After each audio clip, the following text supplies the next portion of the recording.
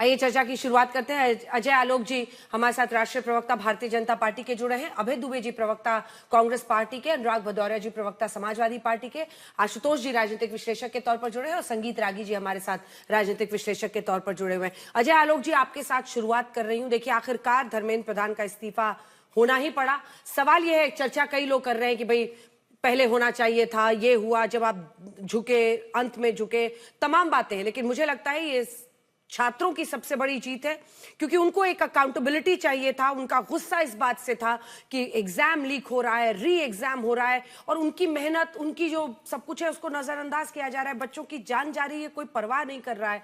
लेकिन अब मेरा प्रश्न आपसे यह है कि अब इस तरह के लीक्स की गुंजाइश है नहीं। फुल प्रूफ सिस्टम बनाना आपकी सबसे बड़ी जवाबदेही और जिम्मेदारी बन चुकी है। चैलेंज बहुत गंभीर है। अब ये जो नया बिल, नया कानून आप लेकर आ रहे हैं, कैसे संसद चलेगी, कैसे आप लोग इसको सुनिश्चित करेंगे, ये बताइए। देखिए, निश्चित तौर पे अंजना जी, छात्रों के भविष्य से कभी कोई खिलवाड़ नहीं होना चाहिए। छात्र हमारी प्राथमिकता में थे, हैं और रहेंगे। ये प्रधानमंत्री जी ने भी कहा अपने रात के भी वीडियो संदेश में, कल के भी वीडियो संदेश में। और झुकना या सरकार को झुकाना या इस्तीफा देना, हार गए जीत गए, ये सब क्षणिक खुशी जिनको लेना है लेते रहे। यहाँ पे ये कोई नहीं देख रहा है कि इसी नीट को हमने दोबारा रीनीट करवा के 21,50,000 छात्रों का भविष्य को सुनिश्चित किया। हमने 1.5 लाख छात्र जो आज क्वालिफाई कर गए वो काउंसलिंग में जा रहे हैं। अगले साल से कैसे फुल प्रूफ सिस्टम होगी, इस पे मंथन शुरू हो गया। एनटीए की पूरी व्यवस्था बदल दी हमने इतने ही दिनों में। कंप्यूटर बेस्ड एग्जामिनेशन हर जगह पे और हर स्टेट के साथ कोऑर्डिनेशन करके कि स्टेट्स में जो लीक हो रहे हैं उस पर भी हम कैसे अंकुश लगाएं। तो मामले की गंभीरता को उसी से समझिए कि जब प्रधानमंत्री खुद व्यक्तिगत तौर पे इसमें मोदी जी खुद इंटरेस्ट ले रहे हैं, एक एक चीज को खुद मॉनिटर कर रहे हैं, तो मुझे नहीं लगता है इसमें किसी की जीत और किसी की हार से कोई प्रश्न उठना चाहिए। ठीक है, जिनको अपना, हमारे राजनीतिक विरोधियों को लगता है कि उनकी बहुत बड़ी जीत हो गई धर्मेंद्र प्रधान जी का इस्तीफा, उस व्यक्ति से इस्तीफा किसी ने नहीं मांगा था। 10 दिन से ये जो हंगामा चल रहा है, उसमें देश का जो नुकसान हो रहा है और इसके कारण विश्व में जो भारत की छवि हो रही है, लंदन में, न्यूयॉर्क में, हर जगह प्रोटेस्ट क्या भारतीय कर रहे हैं? ये सब तो ऑर्गेनाइज प्रोटेस्ट है, टूल किट है, वो ये चीज देख रहे हैं। क्यों मौका दें हम किसी को? ये देखते हुए धर्मेंद्र प्रधान जी ने जो आप बोल रहे हैं सोच समझ के बोलिएगा, क्योंकि इसी आंदोलन की वजह से आज आपकी सरकार कॉकरोच जनता पार्टी के नेताओं से भी बात की है। बीते दिन जो भी फैसला हुआ, इधर प्रधानमंत्री एंगेज कर रहे हैं बच्चों से, बच्चे भी वहां पर पहुंचे हैं। सबको टूल किट कह के मत हवा में उड़ाइए, इसकी गंभीरता को समझिए आप लोग। बच्चे भी वहां पर भारी तादाद में पहुंचे हैं प्रदर्शन करने के लिए। ये जरूर है कि कुछ ऐसे एलिमेंट्स वहां पर घुसे जिन्होंने जानबूझकर पूरे प्रदर्शन को बदनाम करने की कोशिश की, साजिश रची, लेकिन ये साफ है कि वहां बच्चे थे। सब टूल किट नहीं है। सब टूल किट मैं नहीं कह रहा हूं, बच्चे थे इसलिए तो हम वार्ता भी कर रहे थे। छात्रों के भविष्य पे सवाल था इसलिए तो हमारी वार्ता भी हो रही थी। हमारे तमाम केंद्रीय मंत्री, प्रधानमंत्री सब कुछ इन्वॉल्व थे, क्योंकि हमारे छात्र, हमारे लोग हैं। लेकिन हमारे लोग के साथ अगर गलत लोग भी घुस गए हैं तो किसी चीज को मोमेंटम देने के लिए ये घुसे हुए हैं और उस मोमेंटम में देश का नुकसान हो रहा है, तो ऐसे अवांछित व्यक्तियों को, अवांछित टूल किट को भी एक्सपोज करना जनता के सामने उतनी जरूरत है। आज वहीं के बच्चे वहां पे बोल रहे हैं कि हम जब वहां गए इस छात्र में प्रदर्शन में तो वहां तमाम ऐसी चीजें हो रही हैं। ये तो हम नहीं कह रहे, ये आप ही का आज तक भी दिखा रहा है, सब कुछ चैनल दिखा रहे हैं। तो सवाल ये उठता है कि बच्चों का भविष्य जरूरी है या किसी का ईगो? सवाल ये उठता है कि इस मामले से किसी को राजनीतिक फायदा कितना मिल रहा है, राजनीतिक नुकसान है, ये देखा जाए, या ये इंश्योर किया जाए कि भारत की छवि और भारत का भविष्य, जो उसके बच्चे हैं, उनका हर तरह से सुरक्षा की जाए।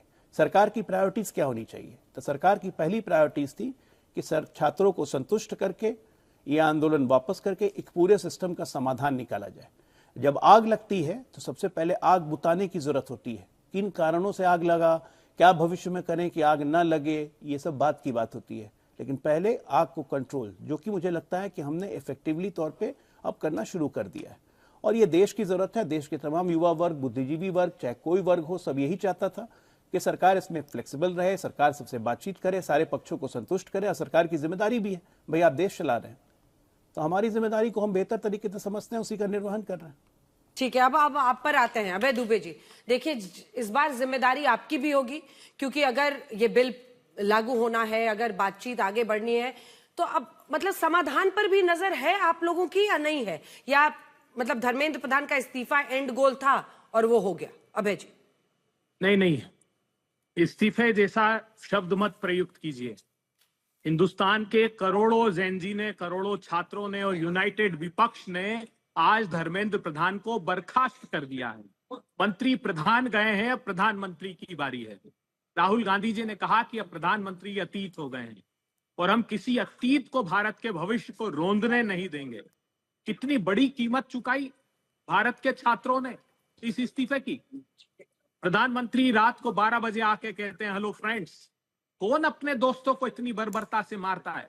पैलेट गन से मारता है, लकड़ियों में कील लगाकर मारता है। आंखें तक छात्रों की गंवाने की स्थिति आ गई। इतनी बर्बरता कौन करता है? प्रधानमंत्री जी। और प्रश्न, ये प्रतीक बन गए थे धर्मेंद्र प्रधान, भ्रष्टाचार का प्रतीक बन गए थे धर्मेंद्र प्रधान, बर्बरता का प्रतीक बन गए थे, भर्ती और प्रवेश परीक्षा की, छात्रों के भविष्य की लूट का।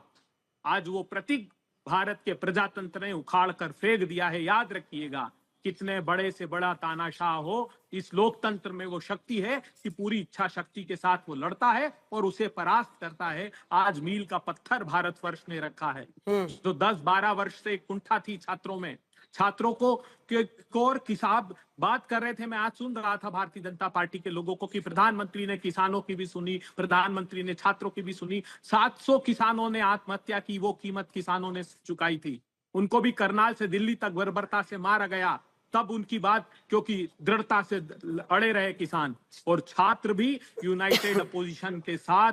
और जो मैं कहता हूं कि साधुवाद देता हूं आज मैं सर्वोच्च अदालत के न्यायाधीश को और सर्वोच्च अदालत को, जिन्होंने उपमा दी कॉकरोच की, और वो हमेशा अपमान की कोख से बड़ी क्रांतियां जन्म लेती। आज ये बात सिद्ध हो गई। राहुल गांधी जी एक लंबे समय से ये लड़ाई लड़ रहे हैं छात्रों की गूंज के नाम से। कोटा फैक्ट्री से उन्होंने इसका शंखनाद किया है। और जो अंजना जी कह रहे उसके स्वर में स्वर मिलाते हैं कि हाँ, हम सार्थक समाधान का साथ देंगे सरकार का, कि ताकि भर्ती और प्रवेश परीक्षा के घोटाले ना हो। मैं ये कहता हूं हमेशा कि आज की बात नहीं है। भारतीय जनता पार्टी की राज्यों की सरकार को हम चेता रहे हैं कब से, 2005-6 से मध्य प्रदेश में व्यापम का बड़ा विश्व तो स्तर संसद का चलेगी ना, घोटाला हंगामा हुआ। तो नहीं होगा अभय जी? संसद निर्भर करता, देखिए हमेशा संसद चलने का निर्णय, चलाने का निर्णय सत्ताधारी दल के पास होता है। वो किसी विषय पर चर्चा कराना नहीं चाहते, सिर्फ मीडिया में आकर कहते हैं हम चर्चा को राजी है, और अंदर उन्हीं के सांसद बाहर आकर प्रोटेस्ट करने लगते हैं, संसद चलने नहीं देते हैं। मैं हमेशा से, सब लोग, इनकी सरकार थी तो ये कहते थे कि सरकार का दायित्व है। खैर, ये तो कहते थे कि ये तो लेजिटिमेट तरीका है सरकार को हराने का कि आप संसद ना चलने दो। लेकिन हम कह रहे हैं, राहुल गांधी जी ने कहा उस दिन लोकसभा अध्यक्ष के पास जाकर कि आइए संसद में बैठते हैं। उन्होंने कहा सरकार से पूछेंगे, अभी तो हम नहीं तय कर सकते। तो फिर जाकर प्रधानमंत्री के आवास के बाहर बैठे, और वो जो लोक कल्याण मार्ग है, अगर वो लोक दमन का मार्ग बनेगा तो फिर उसके बाहर भी बैठेंगे और छात्रों के साथ प्रोटेस्ट भी करेंगे। मैं साधुवाद देता हूं राहुल गांधी जी की इच्छा शक्ति को। आज जो कुछ धरने पर बैठे थे छात्र, वो उनके साथ आए, प्रेस कॉन्फ्रेंस की। ये पहला न्याय की तरफ पहला कदम है। अगला कदम है प्रधानमंत्री को क्षमा याचना करनी होगी। अगला कदम है उन लोगों को दंडित करना होगा जिन्होंने छात्रों को बर्बरता से मारा है, उनके निजी अंगों पर छात्राओं के मारा। ये इतना जघन्य अपराध है जिसकी कल्पना नहीं की जा सकती, जो कैमरे में कैद है। वो खुला अजय आलोक जी, एक छोटा सा जवाब जल्दी से। समाधान कितना बता पाए अभय जी मुझे नहीं पता है, लेकिन हाँ, यही पर आकर बात अटक जाती है। मैं लौट रही हूँ अजय आलोक जी, छोटा सा रिबट एकदम 2 लाइन का, मुझे अनुराग जी और इन दोनों। समाधान अभय जी कितना बता पाए, आपको नहीं पता चल पाया, वो तो बहुत बड़ी बात है। लेकिन देश को तो आज तक कांग्रेस समाधान नहीं दे पाई है। ये मुसोलिनी, इटली के मुसोलिनी के खानदान वाले दूसरे को तानाशाह बोल रहे हैं। गजब हालत है भाई, क्या समय आ गया है। राहुल गांधी कहते हैं प्रधानमंत्री अतीत हो गए। इससे बड़ा डिसइल्यूजन, जिसको मैं कहता हूं डेलीरियम, माइंड गोल है, जिस आदमी को वर्तमान का नहीं पता कि सिटिंग प्रधानमंत्री को अतीत बोल रहे हैं। 29 में चुनाव होने वाले हैं, ये अतीत बोल रहे हैं, तो समझिए किस डेलीरियम में रहते हैं। तो कोलंबियन इफेक्ट अपना कम करें और समाधान पे आए। संसद चलने देना है कि नहीं ये तय कर ले, क्योंकि हम तो संसद चलाएंगे। बहुत सारे बिल्स हैं, लाने हैं, पास करने, देश के लिए जरूरी है। और देश की जनता देख रही है, सुन रही है कि आपका क्या व्यवहार रहेगा, और आपकी निर्भरता और आपकी विश्वसनीयता जो भी थोड़ी बहुत बची है 1-2%, ये इसी पे निर्भर करेगा। इसीलिए थोड़ा संभल के बोलिए कि क्या बोल रहे हैं। अतीत हो गए प्रधानमंत्री, ये है भविष्य। अंजना जी, हाँ अभय जी। अंजना जी, मैं जेनजी से आज अनुरोध करता हूं, दे दीजिए सत्ता, राहुल गांधी जी को प्रमुख बना दीजिए, समाधान दे देंगे। हम दीजिए वादा सत्ता। करते हैं देश से, हम देश से वादा सत्ता करते दे हैं, दीजिए। इनके जैसे नहीं कि हलवा है भीषणतम क्या? भ्रष्टाचार कि में बंट रहा डूबे है? रहे। इन्होंने क्या दिया देश हलवा है जो को? बट रहा है। एक के बाद एक 3 अध्यादेश लेकर आए जमीन छीनने के किसानों से। वो ठीक है, कानून चलिए बनाया अभय तुमने। जी, कृषि अभय के जी अब चूक लौटते काले हैं। कानून लेकर देखिए आए। ना, यही बात है ना, गए बच्चे, गए पेपर लीक, गया उस पर घेरने का मुद्दा। अनुराग जी, आप लोग हमेशा कहते हैं कि देखियो भाई हिंदू मुस्लिम पॉलिटिक्स करते रहते हैं, लेकिन सवाल यही है ना कि आप लोग भी तो इसको गया, अब उसको निकालना है, अब उसको हटाना है। भाई चुनाव से ही तो तय होगा ना। आज मुद्दा यह है कि संसद चले, हर नेता छात्रों के मुद्दे को उठाए, जो अखिलेश जी भी उठाना चाह रहे हैं, पेपर लीक पर बोले,